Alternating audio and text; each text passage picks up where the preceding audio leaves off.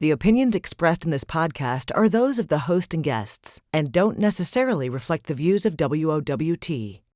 Well, he's our new mayor, and what's it like now that he's been on the job for a few weeks? Well, we'll get all that information. John Ewing is my guest, but before we get to the podcast, I want to talk to you about our friends at Havana Garage in the Old Market. Havana Garage, it's a fun place. It really is just a nice, relaxing place. We can go have a cocktail, maybe have a cigar if you're so inclined. They've got a lovely outdoor patio. They've got a wide selection of fine whiskeys and drinks and beers and just a nice atmosphere that harkens back to the old days of the Rat Pack with Frank and Dino and Joey Bishop and the whole gang. Check it out, okay? If you're in the Old Market, so much going on downtown, whether you're going down to the park, whether you're going down to something at the Holland Center or the CHI, or you've got other events going on downtown, make it a point to make Havana Garage a part of your evening. Havana Garage in the Old Market. Well, we were talking here before the podcast started. I told John, I said, I wasn't surprised that you won, but I was surprised that you won by so much. John Ewing is the new mayor of Omaha. Congratulations, sir. Thank you, and thank you for having me. Yeah, well, thanks for doing this. I know that you got to be really busy right now. I know that, like, whenever anybody starts a new job, that they think the job's going to be like when they apply for it. Sure. Versus when they start the first couple of weeks. It's always different. How is being mayor different than what you thought it would be when you were running for mayor? Well, the biggest thing is the incidents that we've had with the immigration raid and then the in-custody death. Those things were things you don't expect to happen, and they happen, and then you have to provide the leadership necessary to get the city and all of the people involved through that particular situation. Let's start with the immigration, because I thought it was interesting. I've heard people speculate, and I kind of agree with them, that Omaha was a target because you won the election. That when John Ewing became the Democratic mayor of Big Red, Nebraska's biggest city, that all of a sudden it was a blow to Donald Trump. That's how a lot of the media portrayed it too, that this was a blow to Donald Trump. And that he didn't like that. And so therefore he targets Omaha. Any indication that that's accurate, or have you had any talk with the White House during all of this time? Well, I don't speculate, to be quite honest. The circumstances are somewhat suspicious, but the reality is I had to be mayor, and I had to get the citizens and the people involved in this incident through it the best I could. So what we wanted to do was get the facts. And then what we also did then was communicated with the community so they knew exactly what happened.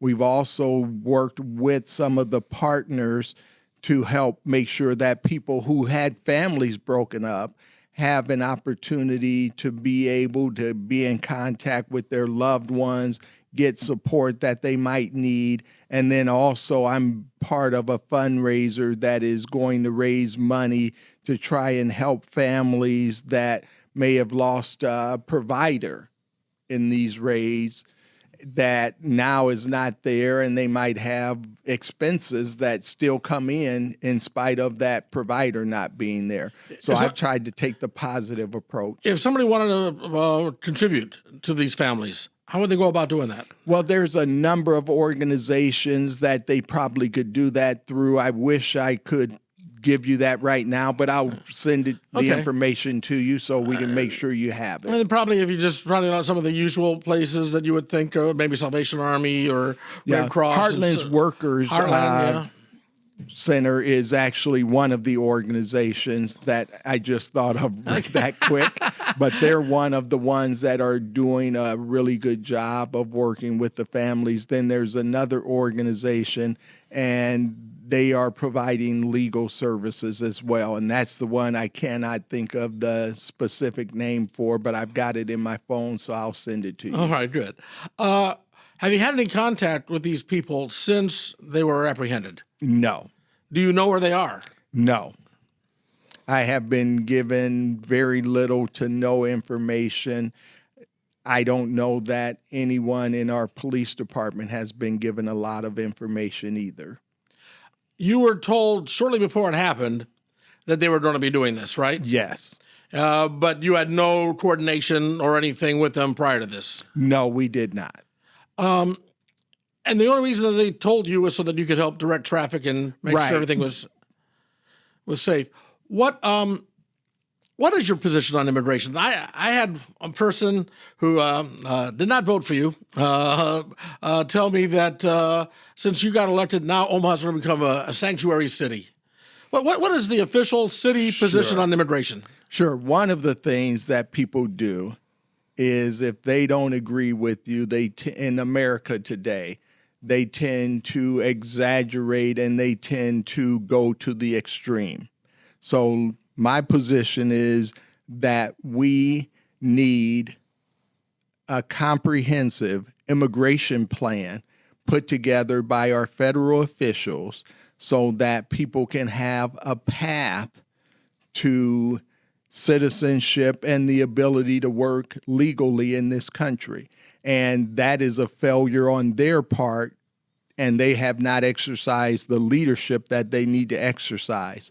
Now, absent that, I have to look at what I believe is humane, because at the end of the day, we're not talking about inanimate objects. We're talking about human beings who may have purchased fraudulent identification in order to be able to work, which is not something I would support, but they have not committed the heinous crimes that the president's talking points speak to when he talks about thugs and all of those type of things to inflame the situation. It's really not about that. This is about people who are in a position where they have come to this country or been brought to this country when they were young people and are trying to make a living. If we had a comprehensive immigration program, they could actually get the required documentation and be able to work and provide much needed labor in a number of areas that we need labor for. The packing houses, the roofing companies, a number of other organizations that otherwise don't have enough people. As an example, I talked to a CEO of one of the major meatpacking plants in this city, and he said the week after the immigration was the lowest level of production since COVID. Now, that's going to impact all of us at some point if that continues when we go to buy groceries. Mm-hmm. So I don't know what you're trying to accomplish. I have no intentions of Omaha becoming a sanctuary city, but I do want people who are here in this community to be treated humanely. And that's not happening when they do these random raids that are designed to cause fear and are designed to create upheaval in one aspect of our community. I spoke with individuals last night who are talking about their businesses, legitimate businesses in Omaha, Nebraska, and they're seeing 20% or less of the people they saw prior to the raid. So we're hurting legitimate businesses owned by citizens of this country by creating that fear. I don't believe government should be in the business of creating fear. Government should be in the business of solving problems. And the problem is there is no comprehensive approach to immigration that will solve this problem, and that's what's needed. Everything else is a Band-Aid. Have you talked to Senator Ricketts, Senator Fisher, Don Bacon? Have you talked to them at all about what went down? Well, I think most of them have made their position very clear that they support what the administration has done. And that's just not the leadership that we need to see across this country, where people are so partisan that they just support whatever their party decides to do. And I know that is not what people want to hear, but that's what I believe. I'm not a Democrat first. I am mayor of Omaha first. I am a public servant before I'm a Democrat. What about the governor? The governor was in the same party as Gene Stothert, and they didn't necessarily have that close of a relationship. Governor doesn't seem to like Omaha that much, from my perspective.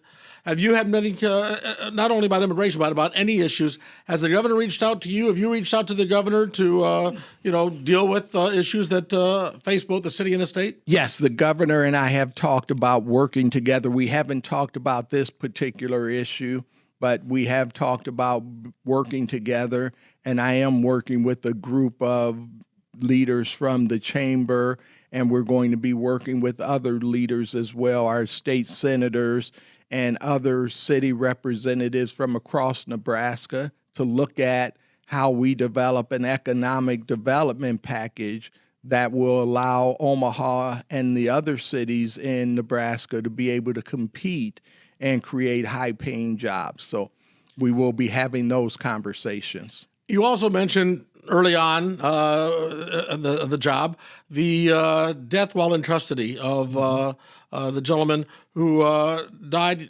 You sat in a press conference with Chief Smotter, where they released a lot of video, which was unusual in a situation like this, where the chief was just showing what the Omaha Police Department did. And the man did not die in custody of the police department. He died in custody of Douglas County sheriffs there in the county jail. Let me just correct. It wasn't Douglas County sheriffs. It would have been Douglas County corrections officers. Okay. In the Douglas County jail. What have we learned since then, as far as his death, as far as what happened? The information I've been given is that he died of a heart attack. And so I don't know any further information that has been actually verified. So we don't know if they had ignored him while he was in the jail cell, or if there had been any other symptoms beforehand that might have been able to remedy prior to his death. I don't know of anything other than a lot of speculation. And once again, I don't speculate. I look strictly at the facts. And right now, as we record this, a grand jury is looking into it, right? Yes. Which is basically the normal procedure. Yes, grand jury and the sheriff's department is conducting an investigation as well. What about the relationship? I mean, you're a former Omaha police officer. What about the relationship between Omaha Police Department and the Douglas County Sheriff's Office? There seems to be some friction there. What is going on, and how can that friction be smoothed over? Well, I think the difference between what Sheriff Hansen is doing and what other sheriffs have done is that he is doing primary policing in the city limits of Omaha. During my 43 years of public service, almost 25 with the police department where I retired as a deputy chief, and then all of the work I've done as a volunteer with the Empowerment Network, I've never seen that before. And so that is creating some of the issues. And then I would have done maybe more to be transparent, like we did with the investigation involving Mr. Henry, where I requested to be able to see the body camera footage so I could make sure that we were doing the right things during that incident. And then once we got the video and we had discussions with Chief Schmaderer and Chief of Staff Tom Warren, we decided to do something that's somewhat unprecedented in terms of releasing the video evidence so that people could see it. We showed it to the family so they could see it, because I think it's important that they get to see what actually happened. And they saw that there was nothing that the Omaha Police Department did that led to his death. But then we wanted the community to see it as well, because there was a video that was shot from behind that was not indicative of what actually happened. With that video, it looked like officers were piling on top of Mr. Henry, and that was not the case when you looked at the video from the front where you could see the officers. So is Omaha Police Department or the city of Omaha out of this investigation like altogether now, or what liability, if any, does the city have in this death? I don't think the city has any liability. I think there's still some investigation going on to ensure that all policies were followed. That's going to be our normal policy as Todd Schmaderer has set up over the last 12 years or so to make sure we are always reviewing our policy, making sure it was followed, but also looking to see if there's something we could do better. Omaha's very lucky that we have a police chief like Todd Schmaderer. Absolutely. And this is, I believe, the last year of his contract, right? I believe they did approve an extension prior to me becoming mayor, I think during the earlier part of this year. So I believe there's another 3 to 5 years that he will be here. Okay, so and as long as he wants to be here, you want to have him here? Absolutely. I think, quite honestly, Todd Schmaderer is, if not the best, one of the best chiefs in the United States when it comes to someone who's doing policing the right way, emphasizing community policing, emphasizing accountability, emphasizing partnership. And then at the end of the day, you have to look at the results. When you've reduced gun violence by 50 to 70% over the last decade, and you have record lows when it comes to homicides, and then you have record highs when it comes to clearance of crimes, I think you're doing a great job along with your senior staff in providing leadership that the men and women of the Omaha Police Department need and deserve. So I think we have a police department that is doing a great job. Reality, they could always be better, just like I could always be better as mayor, and you could always be better at your job as well. Keep me out of this. But the point is, you're right. What I see is I see a commitment from them to get better.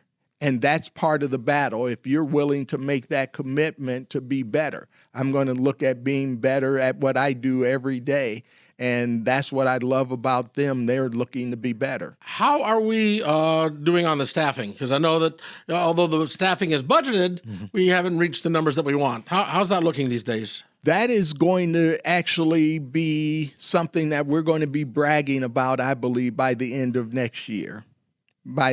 If we continue to get the numbers of applicants that we're getting now, and we have the ability to get them hired, we should be in really good shape by the end of the year, 2026. You've kept Todd Schmaderer, but you've also kept the chief of staff, and Tom Warren. You've kept pretty much most of Gene's upper management, which begs the question, well, geez, how are you going to be different? If you've got all the same people in place, are we just going to see a continuation of what Gene Stothert started? No. So I'll tell you an example of how that works. We were talking about the Douglas County Treasurer's Office before we came on air. And one of the things I did there, and most of it was because it was civil service, I probably couldn't have gotten rid of people if I wanted to, but I learned a lesson there. We have the same leadership team 18 and a half years later that I inherited, with the exception of a couple people who retired. And I was able to transform an organization that was probably one of the worst performing organizations in Nebraska when it comes to county government, when you look at the embezzlements and some of the other things that were happening there, into, I would argue, one of the best. So what I believe is that leadership is leadership is leadership is leadership. And it's my responsibility to lead the people that work for the city. So what I am doing is I am sharing with them what my vision is, and they will get the opportunity to buy into that vision and make it a reality. Now, the vision I'm sharing with them is the same one I shared with the voters after listening to them talk about the streets, affordable housing, public transportation, police staffing, better overall city services. That's what we're going to do. Each of those departments, each of those leaders is going to have to get the results that we need. Okay, so let's talk about some of these things, okay? Affordable housing. realistically, what can a mayor do? What can the city do? Sure. Well, you can look at the partnerships that are available with federal funds, with any tax incentives and housing incentives that are out there. You can build partnerships. One of the things I'm looking to do is to create a task force and look at a lot of the things that the nonprofits have been doing, but also some of the things that the city has been partnering with, and then look at which of those can be scalable in terms of addressing the issue in a large way. And I'll give you an example. There's a house at couple examples. There's a house at 58th and Corby called the Corby House, where they build it differently using different panels, and it makes it much more affordable, and it can be for families that are buying their first home, or it can be utilized for people who might be moving toward their senior years and looking to retire. They also have zoning changes that have been made where you can build a small house on a lot that was normally zoned for single family. So that increases density as well, and it also makes the home more affordable, where it can be a home for a senior that is looking to retire. Maybe they build a home on the lot with their family, or it could be a family that has a young person that may otherwise not be able to afford a home. So you build a smaller home on the backyard of the property, and that allows you to build more density and also affordable housing. So I want to look at those type of things that they're already doing, and some of the things Habitat for Humanity is doing, Front Porch is doing, and a number of other organizations, and say, what's scalable, what's out there where we can partner, and then look at how we can take that to a scalable situation where we can make an impact. Another thing that most people are not aware of, and I wasn't aware of it until I became mayor. Mm-hmm.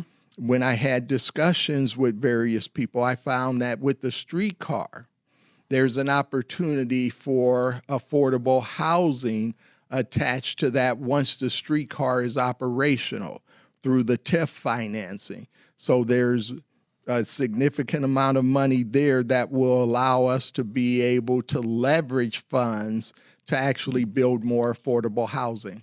Let's talk about the streetcar for a moment, because during the campaign, you said that you wish it would have gone to a vote, but that since it was already in place, that it was going to go forward. Okay, that you couldn't stop it.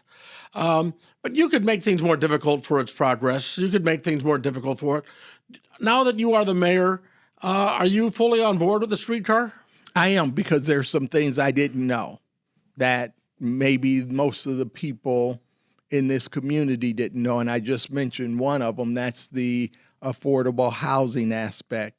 And then when you start looking at the development that is coming to the area, you're talking about billions of dollars of added value.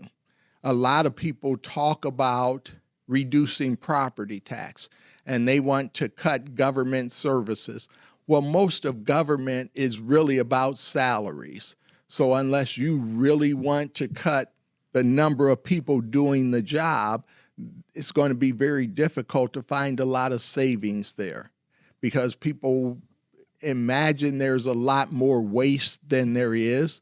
So the real way to reduce property taxes is increase the base valuations that you have, and the more value you have, then the lower the rate needs to be in order to be able to get the same revenue. The other thing that happens is you have more sales tax income, and as you create jobs, you have more income tax income. And so then that money then becomes available for property tax reduction as well. So I think the answer, instead of just saying we're going to cut, that doesn't mean you don't look to see if you can find some cuts to be more fiscally responsible. I think it's to grow our economy. And I said this during the campaign, If we had created as many jobs as Des Moines, Iowa, 29,000 additional jobs, we would have created about $1.7 billion in additional payroll, and show you how this is really possible with the streetcar. They're estimating that we could produce about 30,000 jobs. Now that replaces the number of jobs we lost in the urban core as people moved out of downtown, as companies left downtown.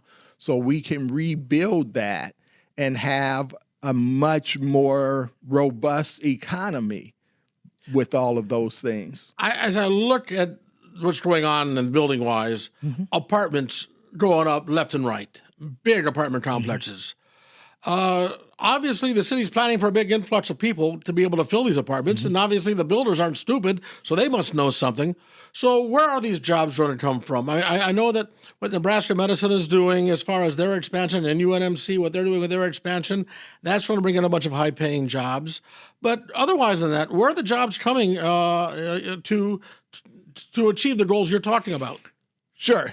Now, I'm not the expert when it comes to how they're going to do it, but the estimate is with all of the business development that will be along the streetcar and going down into the urban core, potentially bringing people here from some of our national companies who have large workforces that work other places, bringing some of those people here, making Omaha more attractive. Those are some of the ways that we're going to be able to increase jobs, but really making Omaha, you have to make Omaha a more attractive place for business and individuals who are high income earners. How do we do that? How do we make Omaha more attractive? Because it's not that Omaha has a bad image. We have no image. You know, I mean, that's exactly it. A friend of mine calls it the echo factor. When you tell somebody they're from you're from Omaha, they go, Omaha? Yeah, because I mean, we don't have it. It's not that we have a bad image; we have no image. I would agree. How do we improve that? What do we do to improve it so that we become more of a destination? I mean, besides the College World Series and the Berkshire Hathaway meeting, I think part of it is that we've been much too modest about the quality of life in Omaha, and we need to be bragging about the things that we do have here in Omaha, and we need to be more aggressive in selling Omaha. I think that's a big part of it. I think the other thing I am going to do is a lot of people talk about keeping our young professionals here or attracting young professionals, and I don't know that we do enough talking to them. So we have a number of young professionals groups.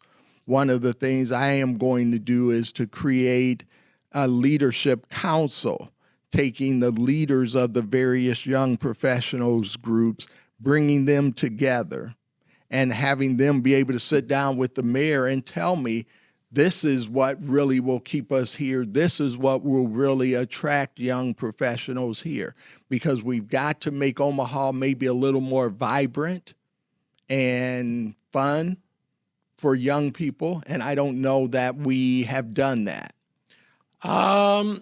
Yeah. And I mean, I don't know how you do that. I mean, for one thing, that's going to take money. I mean, I look and I watch, when I'm watching TV, I see ads for South Dakota. I see ads for Kansas City. I see ads for Des Moines.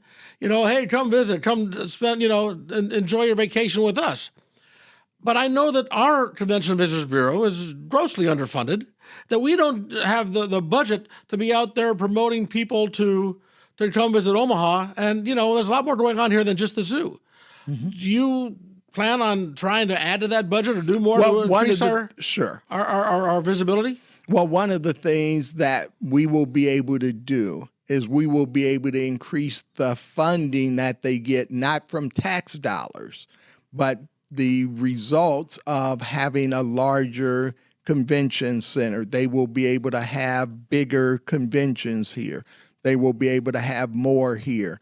We will be able to increase the hotel room nights, and that's where a large part of their revenue comes from. So as we've made those investments, that will then give resources to that department to be able to do those advertisements and be a little more aggressive. I think we need to advertise ourselves more as a town for foodies, because we got some great restaurants here. Absolutely. Some great restaurants here, and of course agriculture. I mean, that's our bread and butter. No pun intended. Here in Nebraska, and when you think of places like New Orleans, you think about food. If you think about Chicago, you got the deep dish pizza. If you other places like Kansas City barbecue or whatever. I think we need to do more to promote our steakhouses and our diversity in our restaurants. Absolutely. Because I think that is what people want when they come to visit. And that's the fun stuff that we can do and that we can show other people we have here. One more question about housing. Sure. OHA is a mess. We have a situation here where people are living in bad conditions, bed bugs and roaches and mold and the like. I know that's primarily federal and county. Can the city do anything to help alleviate the problems that these people are dealing with? Sure. I think one of the things you noticed in the campaign, and a lot of people did, is I talked about City View, which is now closing, but I also talked about OHA and the bed bugs. And I actually sat down with them, had a meeting even before I took office to talk about their progress and wanting an update. And I think they're doing some things to get better. And we're going to continue to have discussions with them, because one of the things that the mayor gets to do is appoint the board. And so there has to be a certain level of accountability, in my opinion, when you're serving the public. And that's just the way I've always thought in this 43 and a half years. So I am going to do everything I can to hold them and the board accountable. It does seem to me that the OHA board has been completely missing in action when it comes to trying to deal with these issues. That they have not addressed the public, they've not addressed the tenants and adequately. I mean, I understand budgets are tight and everything, so I understand there's a lot of other problems with this. But I think just from a PR standpoint, I think OHA has dropped the ball miserably. And that's one of the things I said to them, is that if you're making progress, please update the people and let them know that you're making progress, because I want the people of Omaha, regardless of their income, to have a good, clean, decent, affordable place to live. I got a few more questions for you here, but I Sure. want one more time to talk about the folks at Havana Garage and the Old Market. Havana Garage, where it's a staple. I don't know how long they've been there, but they've been there forever. It seems, at least. And you've got also just on the block from Havana Garage and the Old Market. If you just want a cigar and not a cocktail, stop by R.G. Roy Cigar Store there. A great humidor with a lot of great selections there. But either one, just part of the Old Market experience. You go downtown for maybe a dinner, a nice dinner, or maybe one of the activities happening at some of the events downtown. Make Havana Garage a part of your journey. Havana Garage and the Old Market. Okay, so now that you're here and we're in the process now of getting things going, what do you think will be, or what would you want to say is going to be your biggest accomplishment? The one thing that you're looking forward to the most, to be the proudest of? Sure. The one thing I'm looking forward to the most is helping to reduce poverty in our community by creating economic development and those job opportunities we've been talking about. One of the good things about the urban core is that there will be jobs in proximity to North and South Omaha that will allow people to be able to get high-paying jobs closer to home. The second thing is, if we can expand that further north and further south, that will also increase opportunities and economic development. But I'm just a firm believer in the fact that money is not the root of all evil, but the lack of money can be. And so I believe it's important that we reduce poverty and we reduce the then underlying conditions that impact that, and the lack of being able to reach your potential when you're growing up in poverty. Now, no offense, but this might sound harsher than I mean to sound. No, that's okay. But doesn't every mayor say that? Doesn't every politician say that? What can actually be done, tangible to be done, to improve the jobs for not for Omaha in general, but particularly you're talking about North and South Omaha. What can be done to improve the business community for that? Well, one of the things that has to be done is that we have to upskill our people. And if you look at University of Nebraska at Omaha, UNO, they are creating certificate programs. If you look at some of the other colleges like Metropolitan Community College, they're doing some things with job training as well as Nebraska Methodist College. So if we can get people to take advantage of those opportunities and get the skills, then they are available for some of the jobs that we have that are vacant right now. What I've always seen in Omaha is a mismatch between the jobs that are available and the people without jobs. So I think the greatest opportunity we have is to upskill people and get them the education and the training they need to be able to get jobs. Now, one of the things that we've done as a country that I think we're starting to see hasn't worked as well as we would have liked is we started turning and telling every kid they had to go to a 4-year college and get a degree in order to be successful. So what we've then developed is a shortage of people with some of the certifications and training that is needed to fill those jobs: welders, plumbers, nurses' aides, all of those type of nurses, all of those type of positions have developed shortages because we didn't direct people to jobs and education and matching things up. We've actually, in my opinion, should be preparing people for the workplace and preparing people to be business owners and entrepreneurs, but we've just said, get a 4-year degree. I think I heard the statistic, like for every 100 jobs that are available in the Omaha area, there's only 66 people that would be qualified for those jobs. Right. And that's not only a problem here in Omaha. That's a problem nationwide. It's everywhere. Yeah, nationwide, and here we are. But the city that does the best job of changing that number, think about it, if you change that number from 66 out of 100 to 77 out of 100 to 85 out of 100, now you've significantly increased your workforce and the number of people that are being productive members of our community and paying taxes and spending money instead of people who might be receiving assistance. Is part of the problem the schools? In other words, part of the problem the education. You've got people, coming out of the public schools that maybe don't have the skills they need to be a good employee. I don't want to criticize the schools because I think that's too easy. What I want to do is build a partnership with them and then have that partnership. One of the things the Empowerment Network started that I really want to see grow is a concept of cradle to careers. So we're helping young people be able to matriculate through the school system and be successful. So building partnerships with the school districts to help them be prepared to deliver young people that are prepared for the jobs that are available. So I think we just have to build that partnership and that pipeline. The roads. Okay, I mean, I can't let you go without talking about the roads.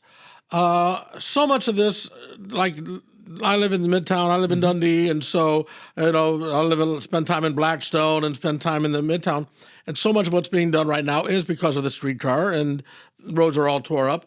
But it's all throughout the city. You can go the bridges. 72nd Street Bridge just reopened. You've got out on Q Street, a lot of work being done out there.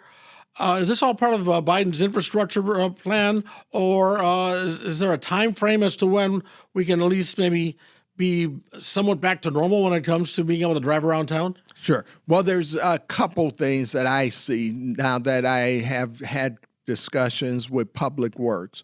One of them is the formula that they were utilizing on the streets for a number of years turned out to not have the longevity that they expected. So they are correcting that now, and I believe you'll see after this first year, you'll start to see better results. I also was on vacation in a Midwest city prior to taking office because I wanted to sneak in a vacation before I took office. But I went, and they have just as much wait, snow. You only had the job for a week? No, I wasn't in the office. Who do you think you are, Gene Stothard, out of town already? What the? Nope, I wasn't in the office. Sorry, Mayor. I'm just joking. But what I did was I took a vacation really quick before I took office, but I went to a Midwestern city that has probably more snow and more freeze-thaw days than Omaha does. And their streets were immaculate. So one of the things I've said to Public Works is contact them, find out what they're doing. Let's get that formulation for Omaha. And then if we can do those type of things, one of the things I don't believe in is reinventing the wheel. But if we can figure out how they're doing it, then we can be much more successful, because I think we're investing a good amount of money when you do the $200 million bond, and we just reauthorized that thanks to the people of this community. I think we have the opportunity to have our streets last longer in between repairs. And then there's another thing they have been able to do where they're going to have hot asphalt available to them during the winter. And they will be able then to actually do a hot patch when they need to fill a pothole instead of a cold patch, which doesn't last as long. So we're already talking about ways to actually make it better. Would that have been Minneapolis you were? It wasn't Minneapolis, but I've been there in the winter before, and their streets seem to hold up better as well. That's primarily because everybody just stays inside and doesn't go anywhere. Okay, so that is a priority of yours then? Absolutely. It was the number one thing that people talked about during the campaign. It's the number one thing we see in the mayor's hotline complaints. And one of the things, like I said, I believe in accountability. I sat with the Chamber of Commerce Board executive directors and their executive board yesterday. And I told them, I am thrilled to be mayor of Omaha, but it doesn't matter if we don't get stuff done.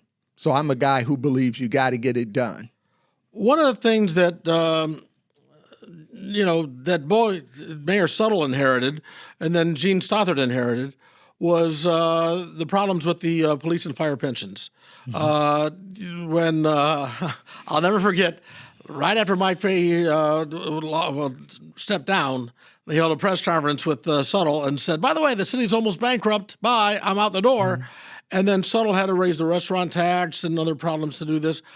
Gene has been able to at least keep things somewhat so that the city's bond rating has not suffered. As a former police officer, okay, as somebody that's very involved with first responders, both historically and currently, what can we expect when it comes time to negotiate a police and fire contract? Sure. Because the previous Democratic mayors pretty much bent over for the unions.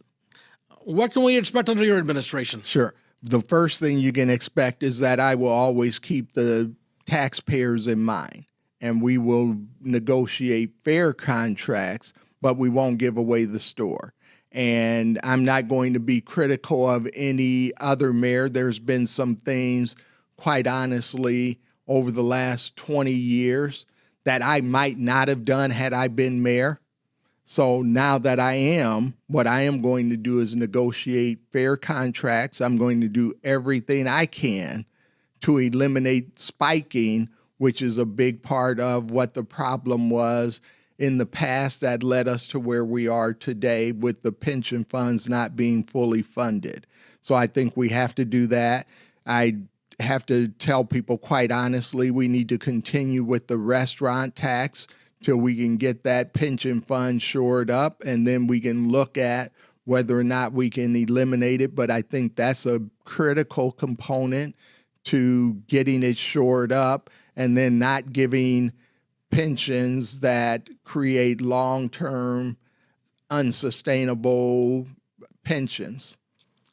But speaking of which, though, you've got a couple of good pensions coming your way, along with, and I'm not saying you don't deserve them, but yeah, the police department pension. No spiking. No, okay, but still, police department pension. You got a pension coming from the county with the county treasurer. How much can somebody keep on going back to that well? Because you're not the only one by any stretch of the imagination who's received a pension from one department and goes to another department and then starts getting a pension from then and then so on down the line. So one of the things I'm not doing is I'm not taking and being part of the pension plan as mayor. So that is not something that will add to another pension or anything like that, no matter how long I stay in the position. Secondly, I did not spike when I was at the police department. And third, when I was in the treasurer's office, I actually took less in raises my first 8 years there because I wanted to be part of the solution when we had budget concerns in 2007, 2008, shortly after I took office. So I've always been responsible in how I conduct myself as a city employee or a county employee because I believe I'm accountable to the people of this community. Anything else you want people to know about now? I mean, you've been in the job for what, about a month or so? Well, not quite a month, about 2.5 weeks. I want people... Probably seems like a year. Yes. I want people to know that I am committed to accountability, I am committed to transparency, and I am committed to doing a great job for the people of this community. This is not about my career. This is not about partisan politics for me. This is about being able to serve the city I was born in, raised in, and love to the best of my ability. And you're always going to get my best shot. You may not agree with me, but you're still going to get my best shot. When you talk about partisan politics, again, when you won this election, it made national news. Yes. You know, I mean, first of all, were you tired of them always saying the first black mayor? Did that get old after a while? It didn't bother me, Tom, because I understand the significance and I understand that it created a lot of excitement across the country, but more importantly, a lot of excitement here in Omaha.